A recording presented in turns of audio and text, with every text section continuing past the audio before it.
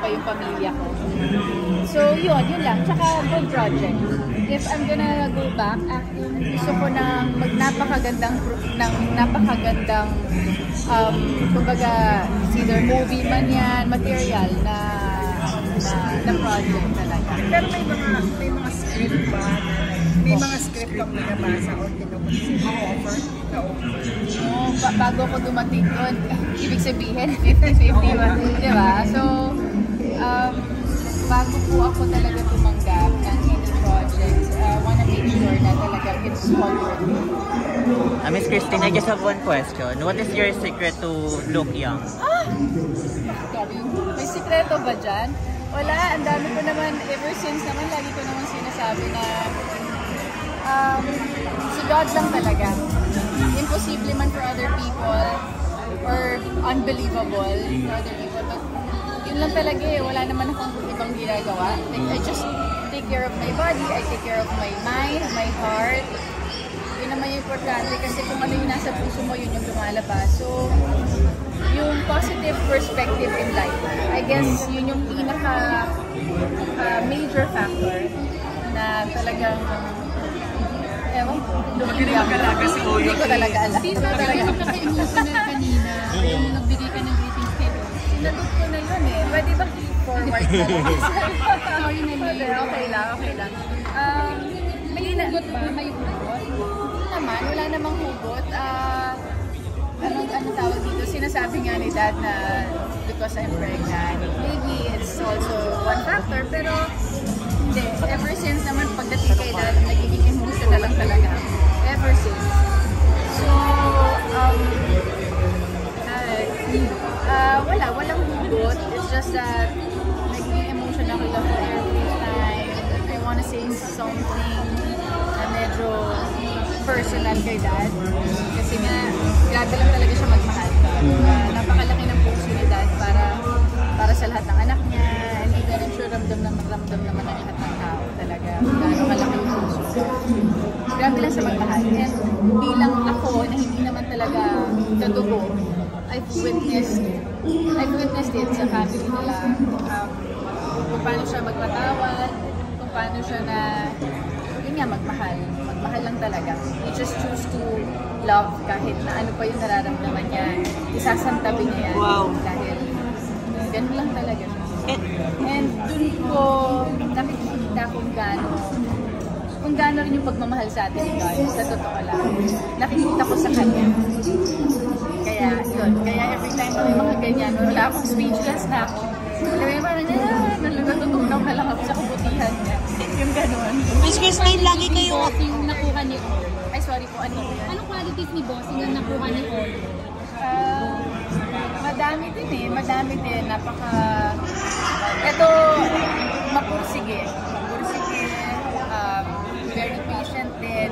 Siyempre, tao lang tayo. May mga times na talaga mapupusan ka rin, ganyan. Pero, pag may ginusto sila, talaga, magpupursige sila. Napaka-maalaga sa pamilya, napaka-mapagmahal. Laging nilalagay sa unahan yung family. Wow. And actually yung God, yun po yung napapansin namin when you... So ano po yung nangyari? Sorry to ask, no? Kasi lagi namang hot topic ang mga Soto. Pero how did you hold hands with Danica? Syempre when fake news swirled recently about sa kanila ni Mark, paano kayo? Ano yung dynamics nyo when that happens to family? Sorry. Okay. Hindi ako masyadong familiar. I don't really, browse through and read and all that stuff.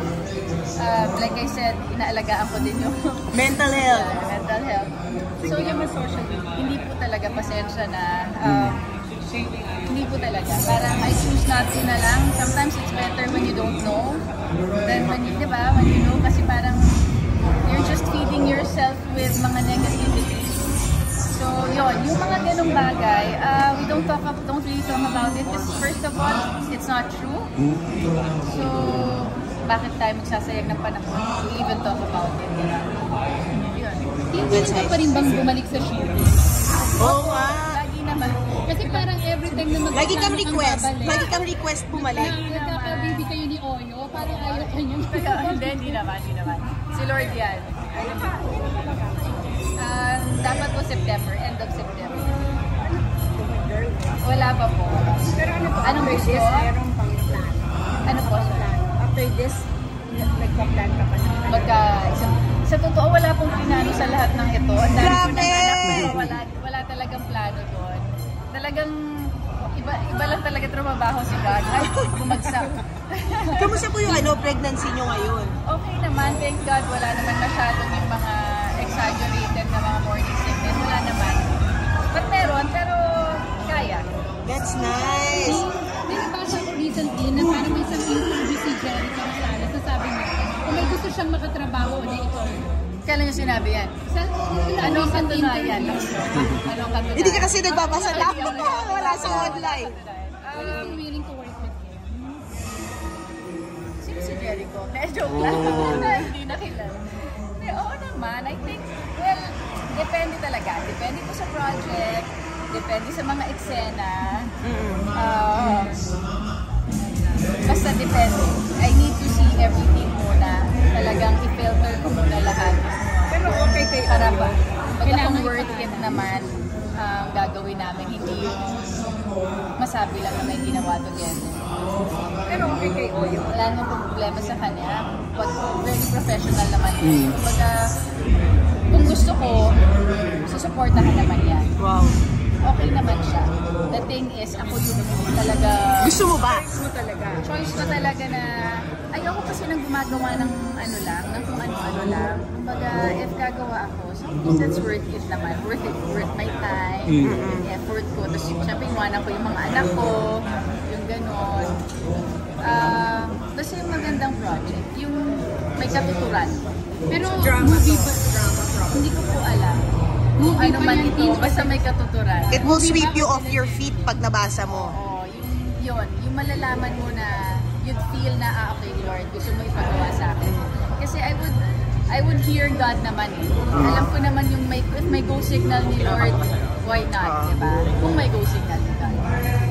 Yun lang, lagi naman yung go signal lang yung naantay.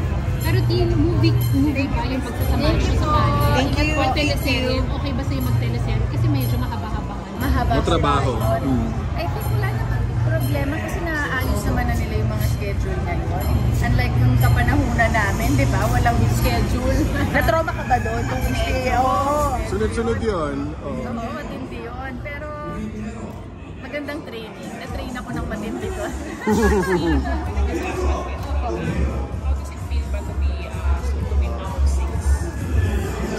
Wala na po akong maramdaman. Hindi, joke lang.